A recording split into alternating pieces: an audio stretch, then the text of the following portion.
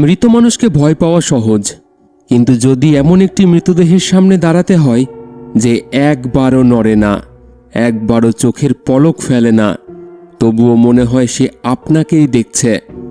এক গভীর রাতে পুলিশ উদ্ধার করে এক রহস্যময় তরুণীর মৃতদেহ। শরীরে নেই কোনো আঘাতের দাগ, নেই মৃত্যুর কোনো স্পষ্ট কারণ, কিন্তু অ্যাটপসি শুরু হতেই এমন কিছু ঘটতে থাকে যা কোনো ডাক্তার, কোনো বিজ্ঞান, এমনকি কোনো ধর্মীয় ব্যাখ্যাও মেলাতে পারে না। মর্গের ভিতরে হঠাৎ নেমে আসে এক অদ্ভুত নীরবতা। তারপর একে একে নিভে যেতে থাকে আলো, চারিপাশে ভেসে আসে অজানা শব্দ, আর প্রতিটি মুহূর্তে মনে হতে থাকে এই ঘরে তারা দুজন নয়, আরও কেউ আছে। এমন কেউ যে মারা যাওয়ার পরেও এখনো এখান থেকে কখনোই চলে যায়নি। কিন্তু সবচেয়ে ভয়ঙ্কর বিষয় হলো, যতবার তারা এই মৃতদেহের রহস্য জানার চেষ্টা করে, ততবারই যেন মৃত্যুও তাদের আরও কাছে চলে আসে। তাহলে কি কিছু রহস্যের উত্তর খোঁজাই উচিত নয়, নাকি এই মৃতদেহের ভিতরে এমন কিছু লুকিয়ে আছে যেটা শত শত বছর ধরে মানুষের চোখের আড়ালে ছিল? আজকের গল্প একটি হরর মুভির গল্প নয়, এটা এমন এক দুঃস্বপ্নের গল্প যেখানে সত্য জানার মূল্য হতে পারে নিজের জীবন। তাই ঘরের লাইটটা নিভিয়ে দিন, হেডফোনটা পরে বসুন, কারণ আজকের গল্প শেষ হওয়ার পর হয়তো অন্ধকারকে আর আগের মতো মনে হবে না। চলুন শুরু করা যাক দ্য অ্যাটপসি অব জেন ডো। ভার্জিনিয়ার গ্রন্থাম শহর, একটি বাংলোয় 3 জনের রহস্যজনক মৃত্যু ঘটেছে। 2 জন বয়স্ক দম্পতি আর সাথে তার বাড়ির কাজের লোক। পুলিশ ইনভেস্টিগেশনের সময় তারা শুধু চারিদিকে রক্তের দাগ আর ভয়ঙ্কর হত্যাকাণ্ডের দৃশ্যই দেখে। এই কেসে চাকু, কুরুল, এই ধরনের ধারালো অস্ত্র ব্যবহার করা হয়েছিল। কিন্তু অবাক করার বিষয়, বাইরে থেকে কেউ ভিতরে আসার কোনো প্রমাণই তারা পায় না।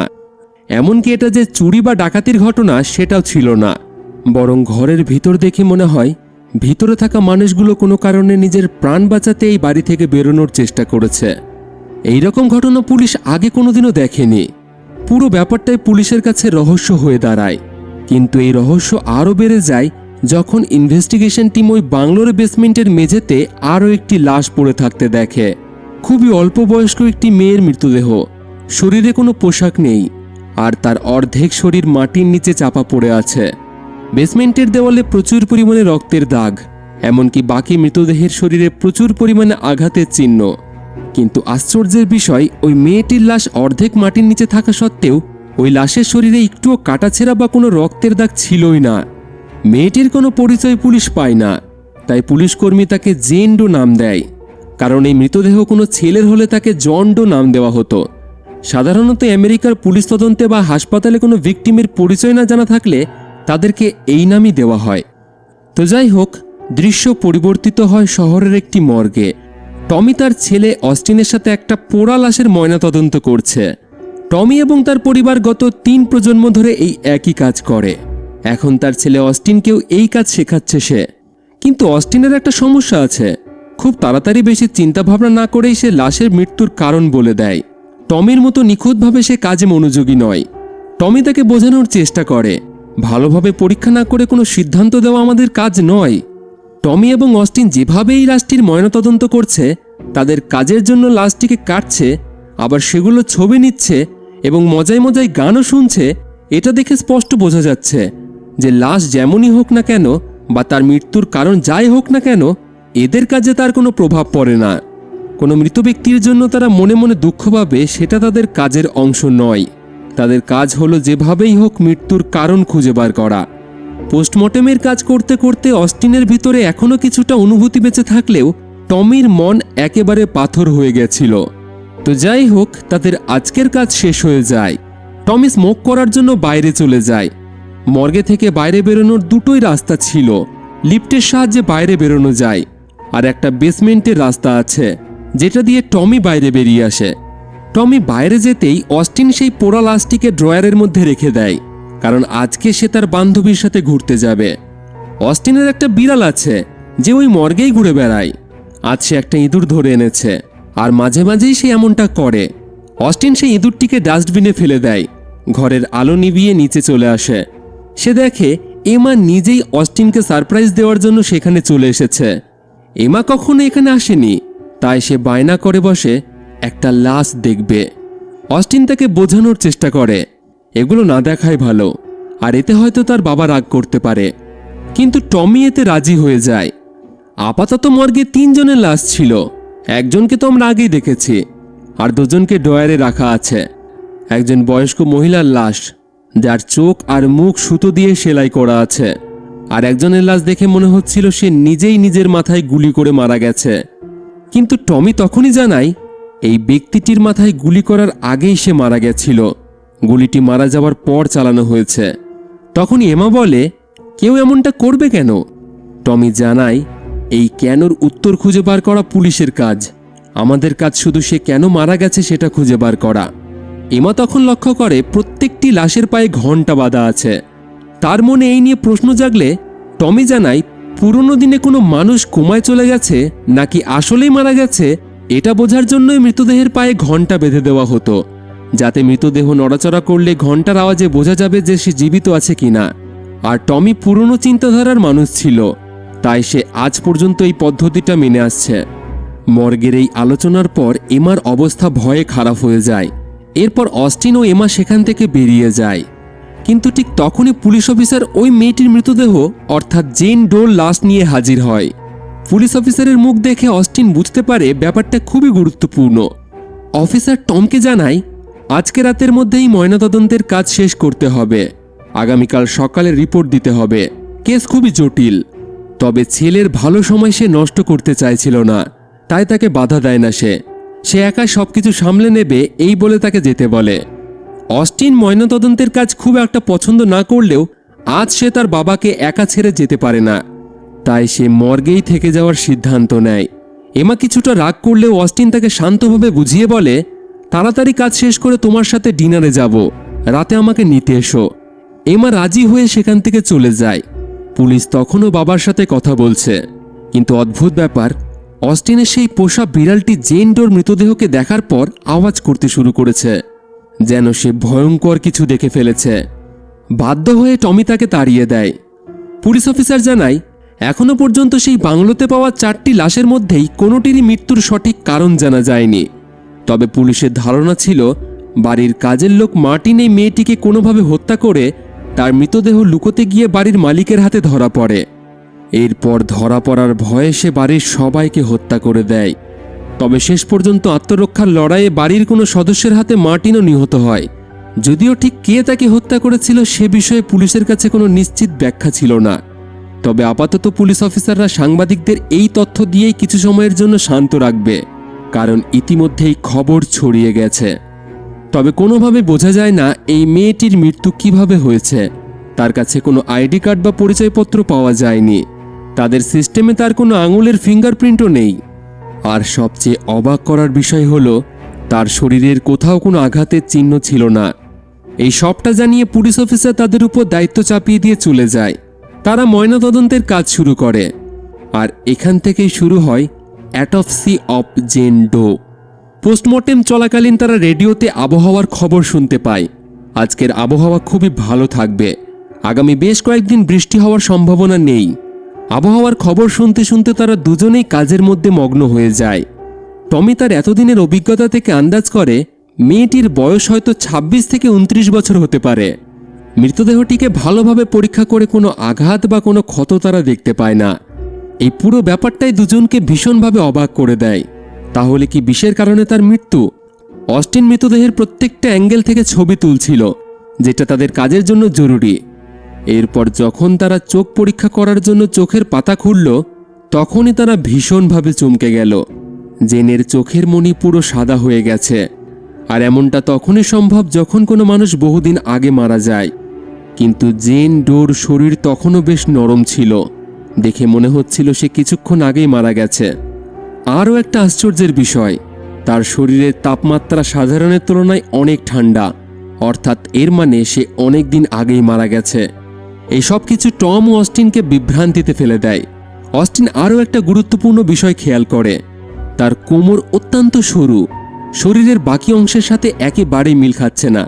হয়তো মেয়েটির জন্ম থেকেই এরকম।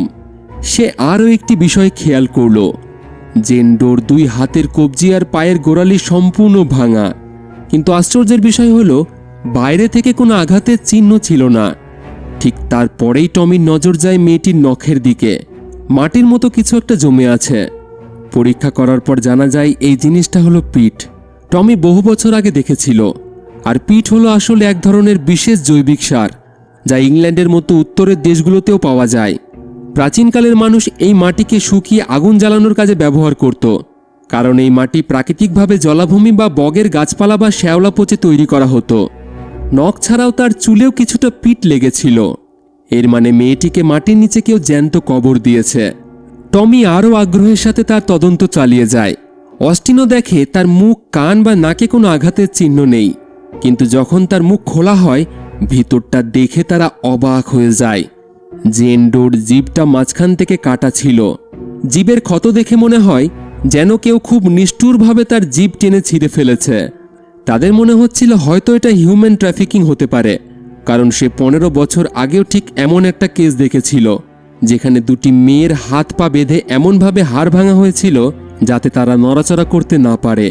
তাদের জীবও এইভাবেই কেটে নেওয়া হয়েছিল, যাতে তারা চিৎকার করে লোকজনকে জড়ো করতে না পারে। এই সমস্ত অনুমানের উপর ভিত্তি করে তারা ভাবে নিশ্চয়ই এই মেয়েটিকে দেহ ব্যবসার অন্ধকার জগতে ঠেলে দেওয়ার জন্য অপহরণ করা হয়েছিল। অস্টিন তার মুখের খুব কাছে থেকে একটা ছবি তুলতে যায়, আর তখনই সে লক্ষ্য করে নাকটা যেন একটু কাঁপছে। লক্ষ্য করে নাক থেকে রক্ত বেরিয়ে আসছে, আর এর পরের মুহূর্তে একটা মাছি নাকের ভিতর থেকে বাইরে বেরিয়ে আসে।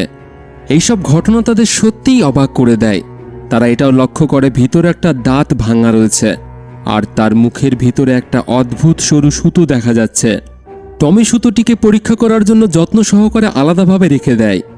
জেন্ডোর প্রাইভেট পার্ট পরীক্ষা করতে গিয়ে দেখে সেখানে প্রচুর ক্ষত রয়েছে, ধারালো কিছু দিয়ে আঘাত করার চিহ্ন। এইসব প্রমাণ থেকে তারা কোনো সিদ্ধান্তে পৌঁছাতে পারে না, তাই তারা তার অ্যাটপসি শুরু করার সিদ্ধান্ত নেয়। অর্থাৎ তার শরীরকে কাটাছেঁড়া করে তারা দেখতে চায় কোনো গুরুতর প্রমাণ তারা পায় কিনা। ঠিক তখনই আবহাওয়া ভীষণ খারাপ হতে শুরু করে। মেঘের ভীষণ গর্জন তারা স্পষ্ট শুনতে পাচ্ছে। বাইরের আবহাওয়ার ব্যাপারটাতে তারা অতটা গুরুত্ব না দিয়ে তাদের কাজে মন দেয়। টমি যখন মৃতদেহের বুক চেরার জন্য একটা ধারালো ছুরি হাতে তুলে নেয়, তখনই আচমকা মেঘ ডাকার বিকট একটা শব্দ শোনা যায়, আর হঠাৎ রেডিওতে অদ্ভুত গন্ডগোল শুরু হয়। সেখানে একটা গান বেজে ওঠে, open up your heart and let the Sunshine.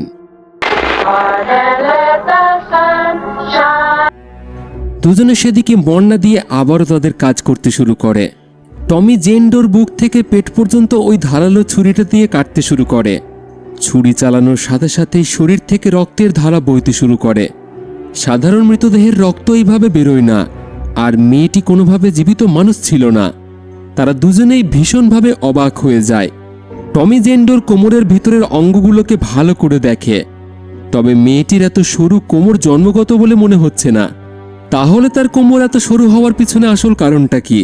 টমি বলে দীর্ঘ সময় ধরে টাইট করসেট পরে থাকার কারণে কোমরের গঠনের পরিবর্তন আসতে পারে। অস্টিন অবাক হয়, কারণ করসেট পরার ফ্যাশন বহুদিন আগেই বন্ধ হয়ে গেছে।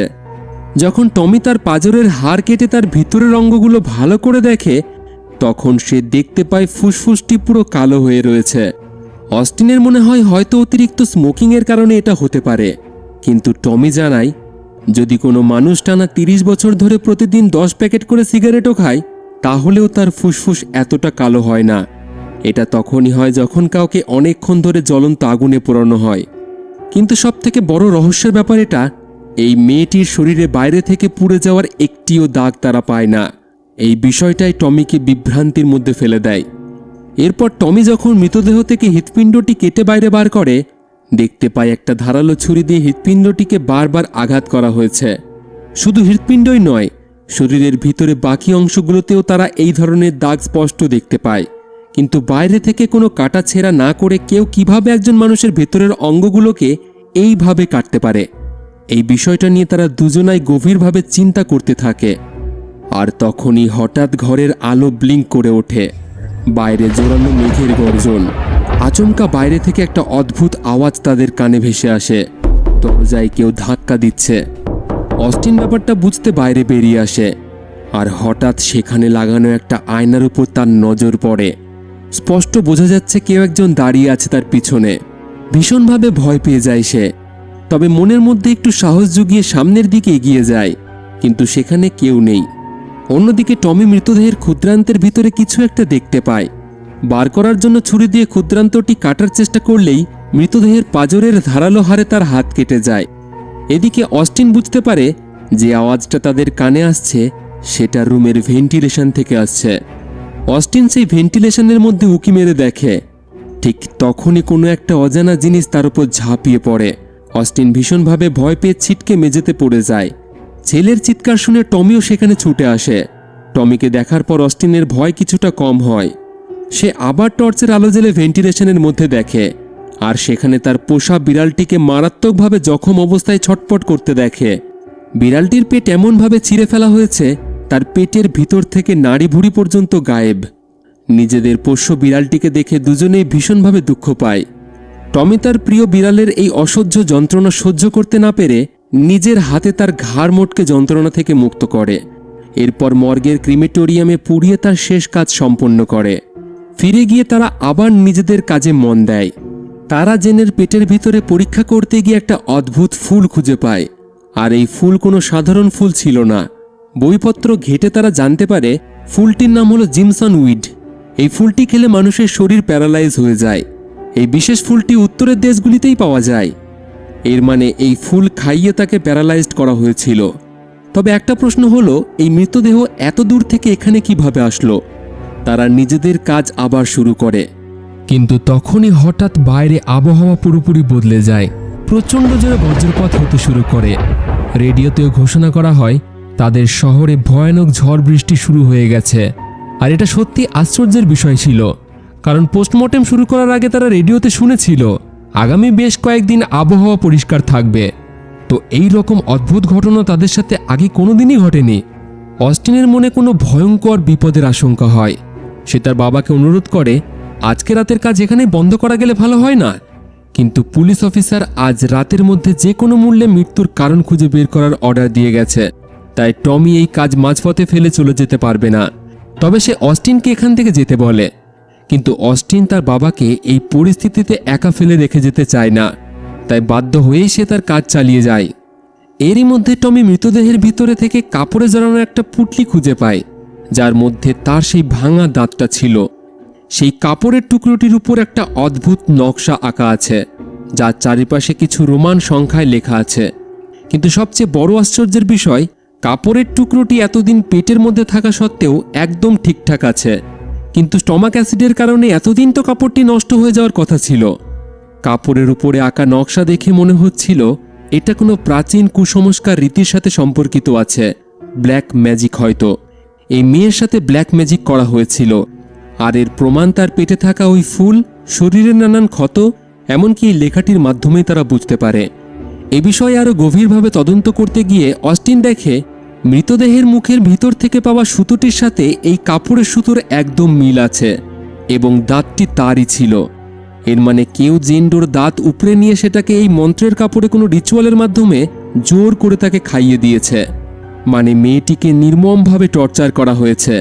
তাকে কোনো এক কুসংস্কার বা ব্ল্যাক ম্যাজিকের বলি হতে হয়েছিল, যেখানে প্রথমে তাকে শক্ত করে বেঁধে অত্যন্ত নির্মমভাবে তার জিভ টেনে ছিঁড়ে ফেলা হয়। এরপর তাকে জিমসন উইড নামের ফুলটি খাইয়ে পুরোপুরি প্যারালাইজ করা হয়। তারপর তার দাঁত উপরে কাপড়ে মুড়ে তাকে গিলতে বাধ্য করা হয়, এবং ধারালো ছুরি দিয়ে নৃশংসভাবে তার উপর বারবার আঘাত করা হয়। আর যখন এতে অত্যাচারীদের মন ভরে না, তখন জোর করে তাকে পুড়িয়েও মারা হয়। জেনের এই যন্ত্রণাদায়ক মৃত্যুর কথা ভেবেই দুজনের আত্মা পর্যন্ত কেঁপে ওঠে। তবে জেনের বাইরের শরীর দেখে তাদের এই সিদ্ধান্তকে বারবার ভুল বলে মনে হয়, কারণ কারোর শরীর একেবারে না ছুঁয়ে কেউ কিভাবে এত নির্মমভাবে নির্যাতন করতে পারে, এই একটা প্রশ্নই তাদের দুজনের মাথা পর্যন্ত ঘুরিয়ে দেয়। তখনই ঘরের রেডিওটি আবার নিজে থেকে চালু হয়ে যায়। রেডিওর খবরে বলা হয় তাদের শহরে খুব ভয়ানক প্রাকৃতিক দুর্যোগ শুরু হয়েছে।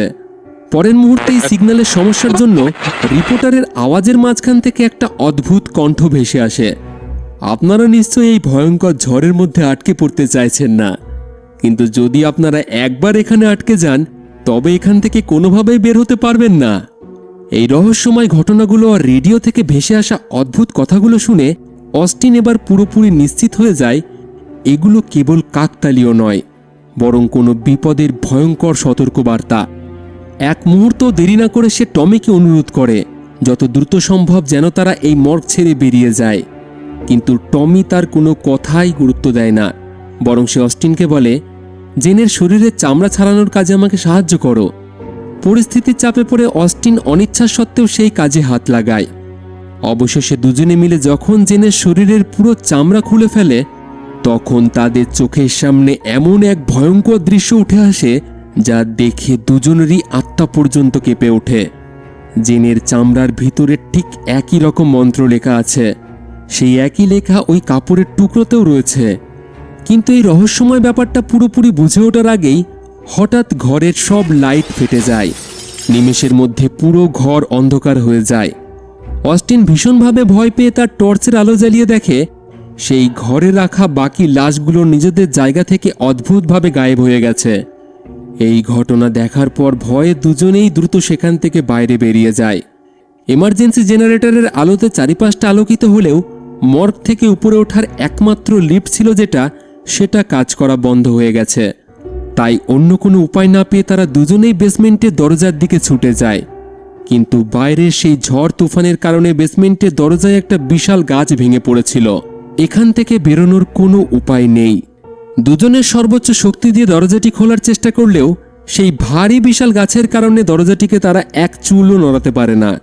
তখন তারা নিজেদের বাঁচানোর জন্য সেই পুলিশ অফিসারকে ফোন করার চেষ্টা করে, কিন্তু বেসমেন্টে থাকার জন্য কোনো মোবাইলের নেটওয়ার্কই ছিল না। অফিসের ল্যান্ডলাইন ফোনের কথা তাদের মাথায় আসে। তারা অফিসে যাওয়ার সিদ্ধান্ত নেয়, কিন্তু করিডোরে তারা কারোর পায়ের আওয়াজ শুনতে পায়। সেই আওয়াজ যেন তাদের দিকেই ছুটে আসছে। ভয়ে দৌড়ে তারা অফিসের ভিতরে ঢুকে পড়ে। ভিতর থেকে দরজাটা শক্ত করে বন্ধ করে দেয়। তাড়াতাড়ি টমি পুলিশ অফিসারকে ফোন করে, কিন্তু দুর্ভাগ্যবশত ফোনের রিং হলেও ঝড়ের কারণে তারা ঠিকমতো সিগন্যাল পায় না। কলটা কেটে যায়। পুরোপুরি বন্দী হয়ে পড়ে দুজনেই। চারপাশটা একেবারেই শান্ত। হঠাৎই একটা ঘন্টার আওয়াজ। তাদের হার্টবিট একেবারেই থেমে যায়। এই ঘন্টা সেই মৃতদেহের পায়ে লাগানো ছিল। আর তখনই সেই লাশ ঠিক তাদের অফিসের দরজার সামনে এসে দাঁড়ায়। তারপরের মুহূর্তে জোরে জোরে দরজায় ধাক্কা, যেন সে জোর করে ঘরের ভিতরে ঢোকার চেষ্টা করছে। অস্টিন আর টমি ঘরের দরজার সামনে ভারী কিছু জিনিস রেখে শক্ত করে চেপে ধরে। বেশ কিছুক্ষণ ধাক্কাধাক্কির পর একসময় সব শান্ত হয়ে যায়। অস্টিন পুরোপুরি বিশ্বাস করতে শুরু করে সমস্ত ঘটনা আসলে এই অলৌকিক মৃতদেহের শক্তির কারণেই ঘটছে।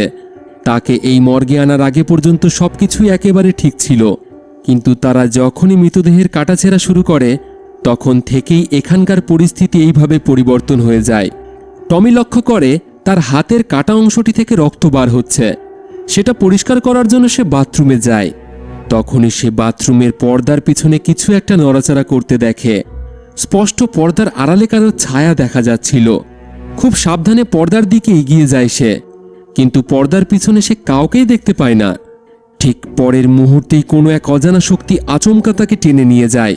বাথরুমের দরজা নিজে থেকেই বন্ধ হয়ে যেতেই ভিতরে কোনো এক অজানা শক্তি তাকে ছুঁড়ে ছুঁড়ে ফেলে দেয়। সে শুধু দেখতে পায় একটা ধূসর চোখ। খুব কষ্টে দরজা ভেঙে ভিতরে ঢুকে অস্টিন দেখে টমি মেঝেতে পড়ে প্রচণ্ড ব্যথায় কাতরাচ্ছে। বাবাকে সেখান থেকে তুলে এনে তার ক্ষত জায়গায় ব্যান্ডেজ করে দেয় সে। এই ঘটনার পরে টমির মনেও এবার বিশ্বাস জন্মায় এই সব কিছু জেনের ওই অভিশপ্ত মৃতদেহের সাথে জড়িত। তাই তারা সিদ্ধান্ত নেয় জেনের ওই অভিশপ্ত লাশটিকে পুড়িয়ে চিরতরে ধ্বংস করে দেবে। তবে অফিস থেকে বেরোতেই তারা আবারও চমকে ওঠে। সেই গুলি লাগা লাশের মুখের উপরে থাকা কাপড়টি পড়ে আছে। তারা আর কোনো দিকে না তাকিয়ে যখন ময়নাতদন্তের ঘরে এসে পৌঁছায়, দেখে জেনের শরীর থেকে যে অঙ্গগুলো তারা কেটে বাইরে বের করেছিল সেগুলো একদম পচে গেছে, অথচ জেনের বাকি শরীরটা একদম আগের মতোই তাজা আছে। জেন যেন তার কোনো প্রমাণই রাখতে চাইছে না। তারা জেনের মৃতদেহটিকে মর্গের চুল্লিতে নিয়ে গিয়ে পুড়িয়ে দেওয়ার জন্য বার করতে গেলেই হঠাৎই সেই ঘরের দরজা বন্ধ হয়ে যায়। অস্টিন কুড়াল দিয়ে দরজাটি ভাঙার চেষ্টা করে, আর তখনই সে বাইরে ওই ভয়ঙ্কর মৃত মহিলার লাশ দাঁড়িয়ে থাকতে দেখে।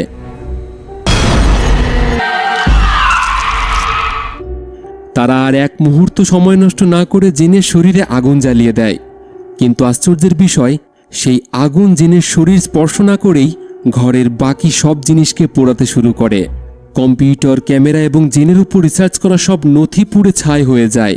বাধ্য হয়ে টমি আগুন নিভিয়ে দেয়। তারা একটা অবাক করা দৃশ্য দেখে।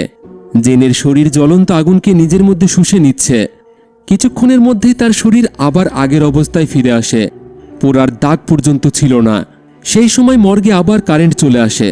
লিফট চলাচল করার আওয়াজ শুনতে পেয়ে তারা নিজেদের প্রাণ বাঁচানোর জন্য কুড়ালটিকে হাতে নিয়ে লিফটের দিকে দৌড়ে যায়। এখন আবার কে আসলো? কিন্তু তারা লিফটের সামনে পৌঁছানোর আগেই লিফটের দরজা বন্ধ হয়ে যায়। সেই সময় অন্ধকারের মধ্যে থেকে একটা অশুভ ছায়া তাদের দিকে আসতে দেখা যায়, সাথে সেই ঘন্টার আওয়াজ। ভীষণভাবে ভয় পেয়ে কোনো রকমে লিফটের দরজা খুলে ভিতরে ঢুকে যায় তারা। কিন্তু বিপদ যেন তাদের পিছু ছাড়ে না। আবারও কারেন্ট চলে যায়। অর্ধেক খোলা অবস্থায় দরজার ফাঁকা দিয়ে দেখে মুখে গুলি লাগা সেই মৃতদেহটি একেবারে সামনে এসে দাঁড়িয়েছে। টমি একটু সাহস জুগিয়ে সেই মৃতদেহটিকে লক্ষ্য করে কুরুল সজোরে বসিয়ে দেয়। সাথে সাথেই বাইরে থেকে একটা চেনা মেয়ের চিৎকার তাদের কানে ভেসে আসে। অস্টিন যখন লিফটের বাইরে বেরিয়ে আসে, তাদের পায়ের তলার মাটি সরে যায়। কারণ সেটা কোনো মৃতদেহ নয়, বরং সেটা ছিল এমা। সে নিজেই তাকে রাতে আসতে বলেছিল। নিজের প্রিয় মানুষটিকে ছটপট করে মরতে দেখে অস্টিন কান্নায় ভেঙে পড়ে। টমি হয়তো এই কাজের জন্য কখনো নিজেকে ক্ষমা করতে পারবে না। সে এবার পরিষ্কার বুঝতে পারে ওই মৃতদেহের কালো জাদুর শক্তি হয়তো তাদের মাথায় একটা হ্যালুসিনেশন তৈরি করেছে, যার কারণেই এইসব হচ্ছে। মনের মধ্যে ভয় আর অজস্র প্রশ্ন নিয়ে দুজনে আবার লিফটের ভিতরে গুটিসুটি মেরে বসে পড়ে। অস্টিনের মাথায় বারবার একটাই প্রশ্ন ঘোরপাক খাচ্ছে, জেন যদি এতটাই শক্তিশালী হয় তাহলে সে আমাদের এতক্ষণ মেরে ফেলল না কেন? বরং আমরা যতবার তার শরীরে ছুরি চালিয়েছি ততবার যেন আরো ভয়ঙ্কর ঘটনা ঘটছে। রেডিওর অদ্ভুত বার্তাগুলোও যেন বারবার তাদের থেমে যেতে বলছিল। কিন্তু তখনও তারা বুঝতে পারেনি জেন কোনো গোপন সত্য লুকাতে চাইছিল না। জেন চাইছিল তারা ঠিক সেই অসহ্য যন্ত্রণায় অনুভব করুক, যে যন্ত্রণা সে শত শত বছর ধরে বয়ে বেড়াচ্ছে। দুজনেই এবার সিদ্ধান্ত নেয় তারা এই অ্যাটপসি এবার শেষ করবে। হয়তো পুরো অ্যাটপসি শেষ করলেই অজানা সত্য তারা জানতে পাবে, যেটা হয়তো তাদের এই জাহান্নুম থেকে বের হতে সাহায্য করতে পারে। লিফট থেকে বের হয়ে তারা ওই অ্যাটপসি রুমের দিকে এগোতে শুরু করে। কিন্তু তখনই ওই অলৌকিক শক্তি মর্গের চুল্লির আগুনকে দাও দাও করে জ্বালিয়ে চারিদিকে ধোঁয়ায় ভরিয়ে দেয়। দুজনেই ভয়ে ভয়ে সেই ঘন কালো অন্ধকারের ভিতর দিয়ে সামনের দিকে এগিয়ে যেতেই হঠাৎই অন্ধকার থেকে দুটি লাশ আচমকা টমির উপর আক্রমণ করে দেয়। তাকে মারাত্মকভাবে আহত করে নিমেষের মধ্যে সেখান থেকে গায়েব হয়ে যায়। অস্টিন কোনো মতে টমিকে অ্যাটপসি রুমে নিয়ে আসে, দরজাটা ভালো করে বন্ধ করে দেয়। জেনের শরীরের সমস্ত অঙ্গের পরীক্ষা তারা করে ফেলেছে, কিন্তু এখনো পর্যন্ত মাথার খুলির পরীক্ষা বাকি আছে। অস্টিন আর এক মুহূর্ত দেরি করে না, সরাসরি জেনের মাথার খুলি কেটে ফেলে মাথাটার পরীক্ষা করতে শুরু করে। জেনের শরীরের বাকি অঙ্গগুলোর মতোই তার মাথা একদম অক্ষত, সুস্থ অবস্থায় রয়েছে। সেখানেও বাইরে থেকে কোনো আঘাতের চিহ্ন নেই। অস্টিন তার মাথা থেকে একটা ছোট্ট টুকরো কেটে অনুবীক্ষণ যন্ত্র দিয়ে পর্যবেক্ষণ করতেই এমন এক সত্য জানতে পারে যা সত্যি অবিশ্বাস্য ছিল। জেনের মস্তিষ্কের কোষগুলো পুরোপুরি সচল, আর এর মানে জেন এখনো জীবিত। এতক্ষণ ধরে তারা জেনের শরীরে যে কাটাছেঁড়া করছে তার প্রত্যেকটা যন্ত্রণা সে সহ্য করেছে। আর মুভির বেশ কয়েকটা সিনে আমরা তার মুখ দেখেই এটা বুঝতে পারি, একটা জীবন্ত মানুষের শরীরে কাটাছেঁড়ার ঠিক যতটা যন্ত্রণা হয় ততটাই সে অনুভব করেছে। সত্যিটা জানার পর দুজনের ভিতরটা কেঁপে ওঠে।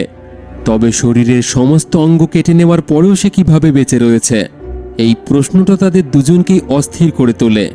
তাহলে কি তাকে অন্য কোনো অশুভ শক্তি বাঁচিয়ে রেখেছে?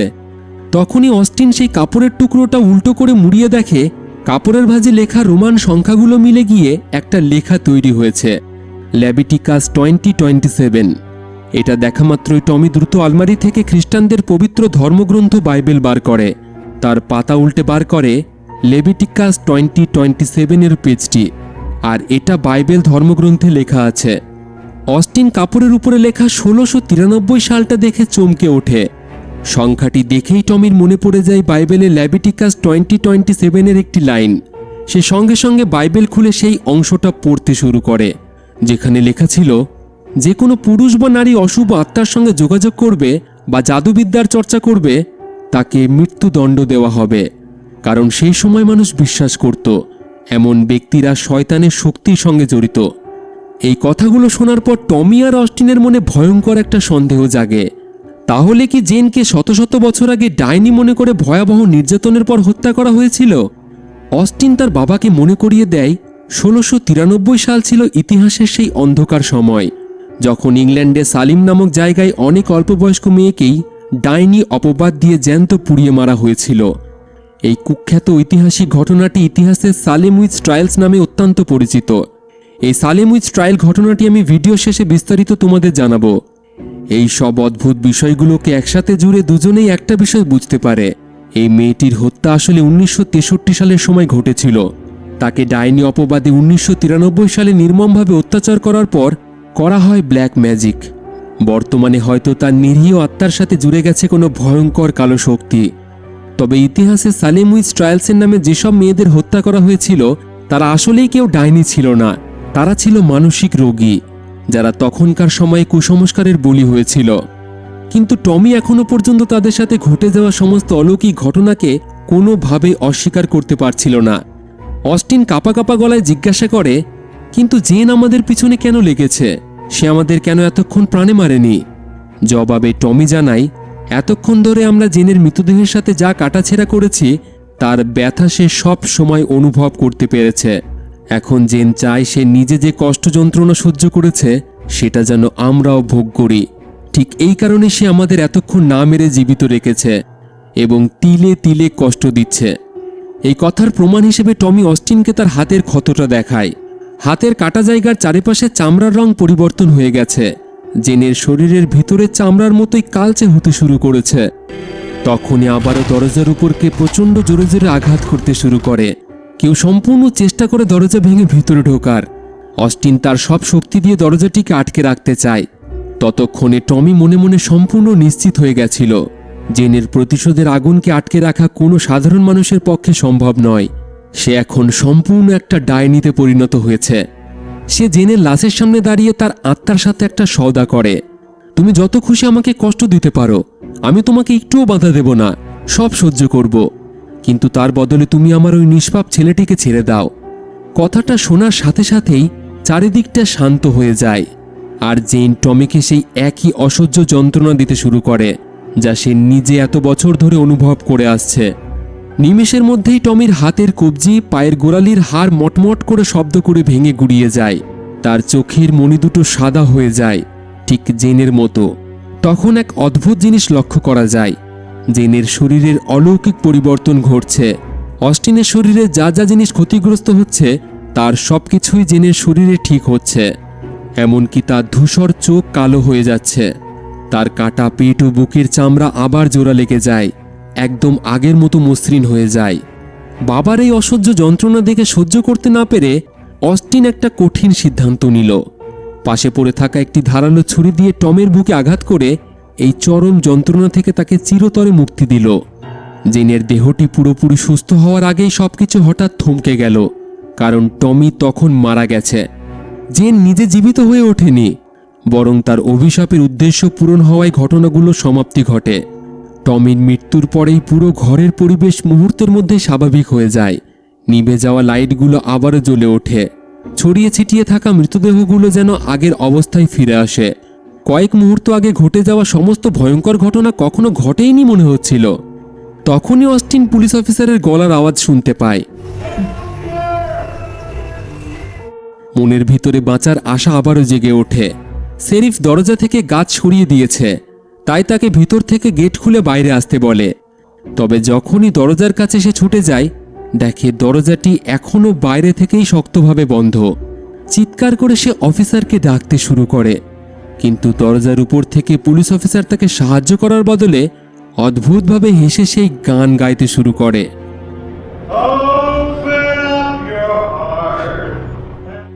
গানটি শোনা মাত্রই অস্টিন স্তব্ধ হয়ে যায়। বুঝতে পারে বাইরে আসলে কোনো পুলিশ অফিসার নয়, বরং এটাও জিনের তৈরি একটা ভ্রম। অস্টিন নিজের বাবাকেই ছুরি মেরে নিজের অজান্তে জেনের শরীর সম্পূর্ণ ঠিক হওয়ার আগেই সেটাকে মাঝপথে থামিয়ে দিয়েছিল, যার কারণে জেন আরও রেগে গেছিল। হঠাৎ করেই অস্টিন আবার সেই মর্গের ভিতরে অদ্ভুত শব্দ শুনতে পায়, মৃতদেহের পায়ের আওয়াজ এবং ঘণ্টার আওয়াজ, যেন তার দিকেই তারা আগিয়ে আসছে। ভীষণভাবে ভয় পেয়ে দিশেহারা হয়ে যখনই সে পিছন দিকে তাকায়, আচমকায় টমির আত্মা সামনে দাঁড়িয়ে থাকতে দেখে সিঁড়ি থেকে নিচে পড়ে তারও মৃত্যু ঘটে। আর এরপরেই চারিদিক আবারও শান্ত। পরদিন সকালে পুলিশ অফিসার ফোর্স নিয়ে সেখানে এসে পৌঁছায়। তারা সবাই রক্তাক্ত লাশ উদ্ধার করে। আগের হত্যার মতোই এই মর্গে ঘটে যাওয়া হত্যাকাণ্ড পুলিশ অফিসারের কাছে একটা রহস্য আর প্রশ্ন রেখে যায়। রেডিওতে শোনা যাচ্ছে গত 4 দিনের সুন্দর আবহাওয়ার নিউজ রিপোর্ট। কোথাও কোনো বৃষ্টির চিহ্ন পর্যন্ত নেই। পুলিশ অফিসারও মনে মনে একটা আভাস পেয়েছিল, এই অজ্ঞাত পরিচয় মেয়েটির লাশের মধ্যেই হয়তো কোনো গভীর রহস্য লুকিয়ে আছে। কারণ মর্গের সবকিছুই ঠিক আগের মতোই ছিল, শুধুমাত্র দুজনের রক্তাক্ত মৃতদেহ ছাড়া। তাই পুলিশ অফিসার লাশটিকে আবারও ভালোভাবে পরীক্ষা করার জন্য সরাসরি ভার্জিনিয়ার পুলিশ ডিপার্টমেন্টে পাঠানোর অর্ডার দেয়। পুলিশ কর্মীরা যখন জেনের লাশ গাড়িতে করে ভার্জিনিয়ার দিকে নিয়ে যাচ্ছে, ঠিক তখনই গাড়ির রেডিওতে আবারও সেই একই গান বেজে ওঠে। আর ঠিক পরের মুহূর্তেই এর মানে জেনের সেই অশুভ ডাইনি আত্মা এখনো জীবিত, এখনো তার ভয়ঙ্কর প্রতিশোধ শেষ হয়নি। এবার চলুন এই মুভির সব হিডেন ডিটেলস আর রহস্যগুলোকে সহজ ভাষায় বুঝে নেওয়া যাক। প্রথমেই খেয়াল করুন, পুরো মুভিতে জেন একবারও উঠে দাঁড়ায় না বা কাউকে সরাসরি আক্রমণ করে না, অথচ একের পর এক ভয়ঙ্কর ঘটনা ঘটতে থাকে। অর্থাৎ তার আসল শক্তি ছিল মানুষের মন ও ইন্দ্রিয় নিয়ন্ত্রণ করা। সে এমন ভ্রম তৈরি করত যেখানে বাস্তব আর মিথ্যার পার্থক্য বোঝা অসম্ভব হয়ে যেত। এর সবচেয়ে বড় প্রমাণ হলো অস্টিনের গার্লফ্রেন্ডের মৃত্যু। টমি আর অস্টিন যাকে মৃতদেহ ভেবে আক্রমণ করেছিল, আলো জ্বালার পর দেখে সেটা আর কেউ নয়, তার নিজের গার্লফ্রেন্ড। একইভাবে তারা যেসব মৃতদেহকে হাঁটতে দেখেছিল, তারা আবার নিজেদের জায়গায় ফিরে আসে। অর্থাৎ জেন তাদের চোখে বিভ্রম সৃষ্টি করেছিল। রেডিওতে বারবার এই একই গান বাজে, open up your heart and let the Sunshine in. এটি আনন্দের গান হলেও পরিচালক ইচ্ছা করেই ভয়ের দৃশ্যে ব্যবহার করেছে, যাতে পরিবেশ আরও অস্বস্তিকর লাগে। সবচেয়ে গুরুত্বপূর্ণ ক্লু হল 1693 সাল এবং লেভিটিকাস 20:27। এগুলো সালেম উইচ ট্রায়ালসের একটি ইঙ্গিত, যেখানে অসংখ্য নির্দোষ নারীকে ডাইনি অপবাদ দিয়ে নির্যাতন করে হত্যা করা হয়েছিল। পরিচালক বোঝাতে চেয়েছেন জেনও হয়তো তাদেরই একজন। জেনের শরীরের বাইরের অংশ একদম নিখুঁত, কিন্তু ভেতরে জিভ কাটা, হাড় ভাঙা, ফুসফুস পোড়া এবং বিষাক্ত উদ্ভিদের চিহ্ন পাওয়া যায়। অর্থাৎ তাকে এমনভাবে নির্যাতন করা হয়েছিল যাতে বাইরে কোনো প্রমাণ না থাকে। মুভিতে ঘণ্টা, বিড়াল আর ঝড়, এই তিনটি হলো প্রতীক। ঘণ্টা হলো মৃত্যু এবং ভ্রমের প্রতীক, বিড়ালের মৃত্যু হলো অভিশাপের শুরু, আর ঝড় যত বাড়ে অতিপ্রাকৃত ঘটনাও তত ভয়ঙ্কর হয়ে ওঠে। আরেকটি মুভির গুরুত্বপূর্ণ কথা হলো don't look at what it is, look at what it is not. এই একটি লাইনই পুরো মুভির মূল বার্তা। চোখে যা দেখা যায় সত্য সবসময় সেটাই নয়। অ্যাটপসির সময় জেনের শরীর ধীরে ধীরে নিজেকে সারিয়ে তুলেছিল, তবে পরিচালক কোথাও দেখায়নি সে পুরোপুরি জীবিত হয়ে উঠেছিল। শুধু বোঝানো হয়েছে তার অতিপ্রাকৃত শক্তি ফিরে আসছিল। শেষে টমি নিজের জীবন দিয়ে ছেলেকে বাঁচাতে চাইলেও ব্যর্থ হয়, কারণ এই অভিশাপ আত্মত্যাগে শেষ হয় না। সবচেয়ে বড় প্রশ্ন হলো জেন কি সত্যিই ডাইনি ছিল? তবে মুভি এর উত্তর দেয় না, বরং ইঙ্গিত দেয় সে ছিল এক নির্দোষ মেয়ে যাকে কুসংস্কারের কারণে নির্মমভাবে নির্যাতন করা হয়েছিল। তাই অনেকের মতে এই মুভির আসল ভিলেন জেন নয়, বরং সেই মানুষগুলো যারা তার উপর এই অত্যাচার করেছিল। সবশেষে জেনের দেহ অন্য শহরে নিয়ে যাওয়ার সময় তার পায়ের আঙুল হালকা নড়ে ওঠে, আর এর মাধ্যমেই পরিচালক বুঝিয়ে দেন অভিশাপ শেষ হয়নি, এটি শুধু নতুন জায়গায় পৌঁছাচ্ছে। তাই দ্য অ্যাটপসি অব জেন ডো শুধু একটা হরর মুভি নয়, বরং মানুষের কুসংস্কার, নিষ্ঠুরতার আর এক শেষ না হওয়া অভিশাপের গল্প। যদি ভিডিওটি ভালো লেগে থাকে তাহলে অবশ্যই একটা লাইক করবেন, চ্যানেলটি সাবস্ক্রাইব করে পাশে থাকা বেল আইকনটি অন করে রাখবেন, আর কমেন্টে জানাতে ভুলবেন না আপনার মতে জেন কি সত্যিই ডাইনি ছিল নাকি সে ছিল মানুষের নিষ্ঠুরতার শিকার। আজকের মতো এখানেই বিদায়, দেখা হবে পরের ভিডিওতে। ততক্ষণ পর্যন্ত ভালো থাকুন আর সাবধানে থাকুন।